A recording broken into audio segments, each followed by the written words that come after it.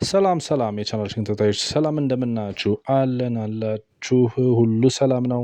አዎ ዛሬ እንግዲህ ይዤላችሁ የመጣሁት መረጃ ከጥቂት ወራት በፊት እና ቀደም ሲልም በተለይ ተጧጡፎ ቀርቧል። በቅርብ ጊዜ የቁጠባችን መጠን ምን ያህል ደርሷል? በየወሩ ስንቆጥብ ስንት ቢደርስ ነው ለጠብቁ ምን ሆነው? እናም ምን አይነት ነው በገንዘባችን መጠን ንቁና ብቁ አድርጎ ለጣም ያዘጋጀን የሚሉ መረጃዎች፣ ጥያቄዎች ሲቀርቡ ለኔም ቀርበዋል። በተለያዩ ቻናሎችም ተከታትያለሁ። ይህንንም መረጃ ለመስጠት እንግዲህ ሁለት ተከታታይ ቪዲዮዎች አዘጋጅላችኋለሁ። ለዛሬ ያቀረብኩላችሁ በመጀመሪያ ደረጃ የ40/60 ፕሮግራም ላይ የሚያስፈልገውን የቁጠባ መጠንና በአሁኑ ሰዓት ምን ያህል ድረስ ቢደርስ ምን ያህል ደርሶ ይሆን ብለን በመንግስት ወይም በቤቶች ልማት ተቀባይነት ሊኖር ይችላል የሚለውን እሱን መጠን ነው ለማሳየት የምሞክረው። በመቀጠል ሌላ ቪዲዮ ደግሞ ማዘጋጅላችሁ ሲሆን በሱም የ20/80ንም በዚሁ መልኩ አዘጋጅላችኋለሁ። እናም እንግዲህ ይህንንም ተከታተሉ እያልኩኝ ለመጀመሪያ ጊዜ ግን ለቻናላችን አዲስ የሆናችሁ ቻናላችንን ሰብስክራይብ እንድታደርጉ እየጠየኩኝ እንዲሁም የቻናላችን ቅመም ተከታታይ ደንበኛ ሰብስክራይበር የሆናችሁ ይህንን ቪዲዮ ላይክ በማድረግ እንድትጀምሩ እንዲሁም ለምትፈልግ ሰው እንዲደርስ ሼር እንድታደርጉ እየጠየኩኝ ወደ መረጃው እንግዲህ በ40/60 ቤቶች ልማት ፕሮግራም እንደሚታወቀው የሁለት ዙር እጣ የወጣ ሲሆን አሁን ሶስተኛው ዙር እጣ እንግዲህ ከ2018 ምርጫ ጋር ተያይዞ መንግስት የኮንዶሚኒየም ቤቶችን እጣ ያወጣል ተብሎ ሲጠበቅ ይወጣል ተብሎ እየተጠበቀ ነው። ይህም እንግዲህ የመንግስት ልማዳዊ ተግባር ነው ከዚህ ቀደም ባሉ ሁኔታዎች ስንመለከት ማለት ነው። እናም በዚህ ወቅት እስቲ ምን ያህል ቁጠባ ብንቆጥብ ለዕጣ ብቁ ነን የሚለውን ስንመለከት እዚህ ጋር ሁለት ነገር አለ። ቀደም ሲል እንግዲህ እጣው መጀመሪያ ሲወጣ 40% የቆጠበ ለዕጣ ብቁ ይሆናል ተብሎ ነበረ። ነገር ግን ደግሞ ከቀጥሎ በነበሩ አመታት 100% ለቆጠቡም ቅድሚያ ይሰጣል በሚል የተለያየ ውዝግብ ተፈጥሮም ባለፉት ሁለት ጊዜ እጣ በወጣበት ሰዓት 100% ለከፈሉ ሳይሆን አጠቃላይ 40% ብቻ ለከፈሉ እጣ ወጥቶም በተለይ 100% የከፈሉ አባላት እስከ ፍርድ ቤት ሰበር ሰሚ ድረስ ደርሰው ክርክር ላይ እንደሆኑ፣ በአሁኑ ሰዓት ላይ ግን የክርክራቸው ውጤት አልባ ሆኖ ምናልባትም ስኬታማ ያልሆኑበት ሁኔታ እንዳለና 100% የቆጠቡ እንደ 40% ቆጣቢ ሁላ እጣ ውስጥ ተካተው እንደሚጠብቁ ነው የተረጋገጠው ማለት ይቻላል። ይሄ እንግዲህ ከቻናሉ አሁን ከማቀርበው መንፈስ ወጣ ያለ ቢሆንም ተያያዥ ነው ብዬ ነው ያቀረብኩላችሁ። እናም ይሄ እንግዲህ 40/60 ቁጠባ ላይ ቆጣቢዎች እስከዛሬ ለ13 ዓመት ያህል ነው ከ2005 ጀምሮ ቁጠባ ስታካሂዱ የነበረውና በዚህ ጊዜ ውስጥ ምን ያህል ገንዘብ በአካውንት ቢገኝ ብቁ ያደርገኛል የሚለውን ቀጥዬ አቀርብላችኋለሁ። ይህንንም መረጃ ማጠናቀር የተቻለው እንግዲህ ከ2005 መስከረም ወር ተብሎ በምዝገባ ወቅት ተብሎ ቢመጀመር እስከ ዛሬ 2018 ጥር ወር ድረስ ወደ 160 ወራትን በመውሰድ ይህንንም 160 ወራት በየወሩ የሚደረገውን ቁጠባ ደግሞ በ7% ወለድ እንደሚወልድ ታሳቢ በማድረግ በባንክ የወለድ አሰራር ስርዓትንም በመከተል የእያንዳንዱ መኝታ ክፍል ተቀማጭ ምን ያህል ነው የሚለውን መመልከት እንችላለን። እንደምታዩት ነው የባለ አንድ መኝታን ስንጀምር የባለ አንድ መኝታ ወራዊ ቁጠባው 1033 ብር ነበረ በ2005 ዓ.ም።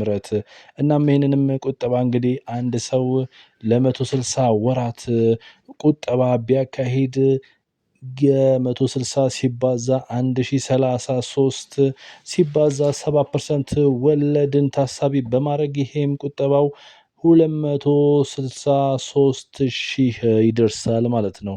ይህም ከፍተኛ ቁጠባ ሲሆን በሰዓቱ ከነበረው አስፈላጊው የ40% ቁጠባ የተቀመጡት አማውንቶች እጅግ ከፍ ያለ እንደሆነ ማወቅ ይቻላል። እናም እንግዲህ እዚህ ደረጃ ቡካችሁን አይታችሁ የደረሳችሁ ብቁ ነን ብላችሁ ልታስቡ ትችላላችሁ። እዚህ ያልደረሳችሁና እንግዲህ በየመሃሉ አቋርጣችሁ ቁጠባችሁን ያልፈጸማችሁም እዚህ ለመድረስ እንድትጥሩ እያልን እንደምንቀጥል ተመልከቱ። ደግሞ ባለ 2 መኝታስ? ባለ 2 መኝታ ወራዊ ቁጠባ 1550 ብር የነበረ ሲሆን ይሄንንም እንግዲህ ለ60 ወራት በ7% ወለድ አስልተን ስናስቀምጠው በአሁኑ ሰዓት መዝገባችሁ ደብተራችሁ ላይ 394 ሺህ ብር ተቀማጭ ይጠበቃል ማለት ነው። ይሄም ነው ብቁ ሊያደርጋችሁ የሚችለው ተቀማጭ ማለት ነው። እዚህ ጋርም እንግዲህ ሳታሟሉ ሳትከፍሉ የቀራችሁት ወራት ካለ ታሳቢ በማድረግ ገቢ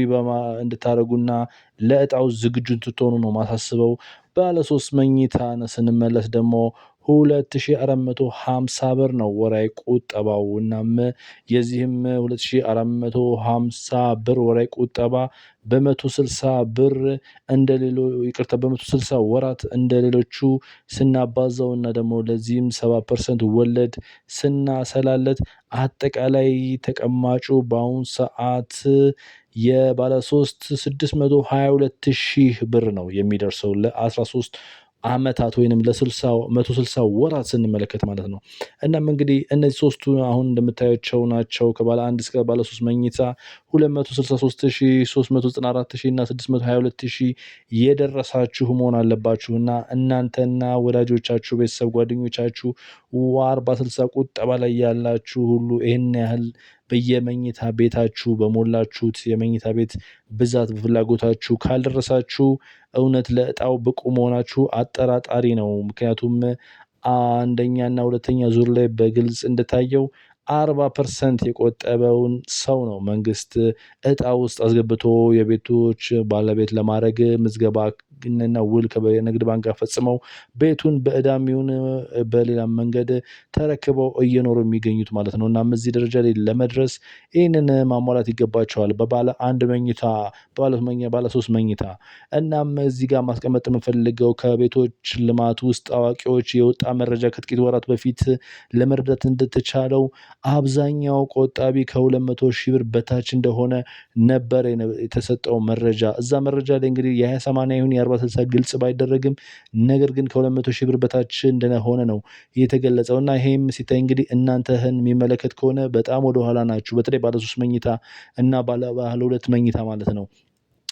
ለምሳሌ ባለ 2 መኝታ ስንወስድ በ2005 በነበረው ምዝገባ ላይ ቅድመ የሚፈለግበት 40% ቁጠባ 94,000 ብር ብቻ ነበረ። ይህን 94,000 ብር ቆጥቦ ነበር ለዕጣ የሚደርሰው። አሁን ግን እንደምታዩት ነው 300,000 ተጨምሮበታል። ይህም የሆነው ባለው የሀገሪቷ የቤት አፈጻጸም ጉዳዩ ከ5 ዓመት ከ6-7 ዓመት እጥፍ በላይ በመቆየቱ ሲሆን እንግዲህ እዚህ 94,000 ድረስ ደርሻለሁ ወይ 100,000 ግብር ደርሻለሁ ብሎ መዘናጋት አያስፈልግም።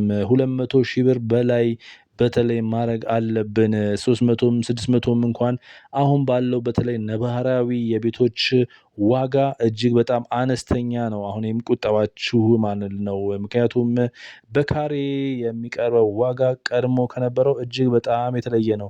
ለምሳሌ እንኳን 14ኛውን ዙር የቀድሞ አሁን መጨረሻ ላይ እንደተካሄደውን የቤቶች ዕጣ መረጃ ብንመለከት ለካሬ 5776 ብር ነው የተሰጠው። አንድ ካሬ 5776 ብር ሲሰጥ በምሳሌ እንኳን በትንሹ በ100 ካሬ የባለ 3 መኝታ ብናስበው ይህንንም ስሌቱን መስራት እንችላለን። 577,600 ብር አካባቢ የሚጠበቅ ሲሆን ነገር ግን በአሁኑ ሰዓት ላይ ይሄ ካሬ ዋጋ ከ5776 ብር ወደ 39,000 ብር በካሬ ነው ያደገው። ይህም 39,000 ብር በካሬ ቀደም ካልኩ ከነገርኳችሁ ዋጋ እጅግ በጣም ወደ 6 እጥፍ ያደገ ሲሆን በምሳሌ እንኳን የወሰድነው 100 ካሬ ቤት ባለ 3 መኝታን ብንመለከት እዚህ ጋር ብዜቱን እንግዲህ ለእናንተ መተው ነው። ከ4 ሚሊዮን ሊጠጋ ምን ቀረው?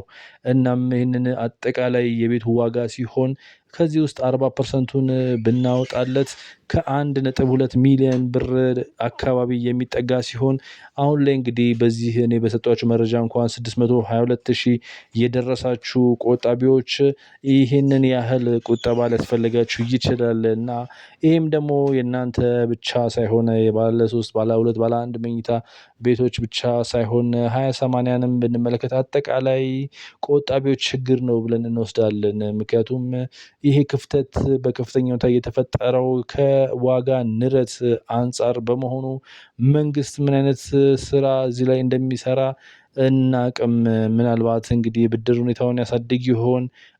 ይሄም ደግሞ በጣም አጣብቂኝ ነው ለመንግስትም እና በጣም ከባድ ሁኔታ ውስጥ ነው የሚፈጠረው። እዚህ ጋር ግን መንግስት ካለው አጣብቂኝ ሁኔታ ውስጥም እድል ሊሰጥ የሚችለው የተሻለ ቁጠባ ላላቸው ሊሆን ስለሚችል አሁን እንዳልኳችሁ ለምሳሌ ባለ 3 መኝታ 40%ን በምሳሌ በወሰድነው እንኳን 1.2 ሚሊዮን ለመድረስ የሚችሉ ሰዎች ናቸው እድሉ ሊጠቀሙ የሚችሉት ማለት ነው።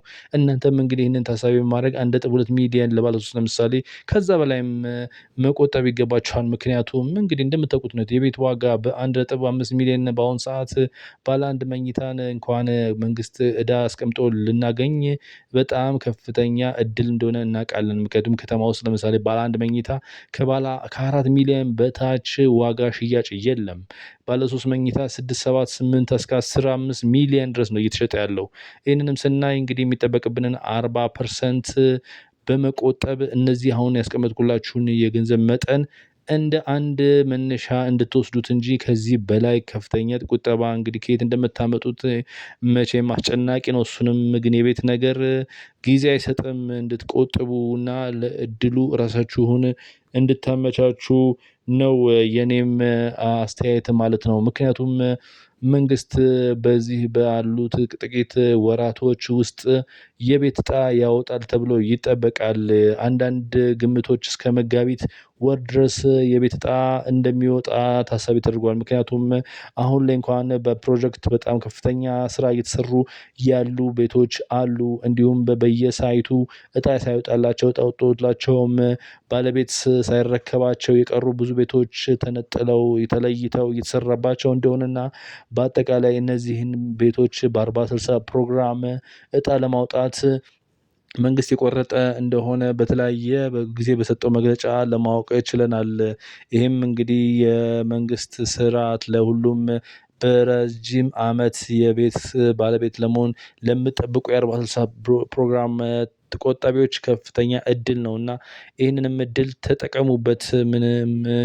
ምናልባት በምናየው ሁኔታ ከዚህ በኋላም እንደዚህ አይነት እድሎች እየተዘጉ የሚሄዱበት ሁኔታ አለ። እናም ከዚህ የበለጠ ዋጋ ተከፍሎ በሌሎች ለምሳሌ ፒፒፒ በሚባለው ፐብሊክ ፕራይቬት ፓርትነርሺፕ በሚባለው ሂደት ውስጥ መንግስት ሁሉም ሰው እንዲሳተፍ ፍላጎት አለው እና ይህም ደግሞ ለእያንዳንዱ ዕጣ ቆጣቢ ከባድ እጅግ በጣም ከባድ እና ከጨዋታ ውጭ የሚያደርገው ሁኔታ ስለሆነ ለእናንተ ይሄ መስመር ይከብዳችኋል። ፒፒፒ የሚባለው ወይ ሌላም መንገድ የሚመጣው ምክንያቱም የዋጋ ንረት ከዚህ በኋላ ይቀንሳል ተብሎ አይጠበቅም።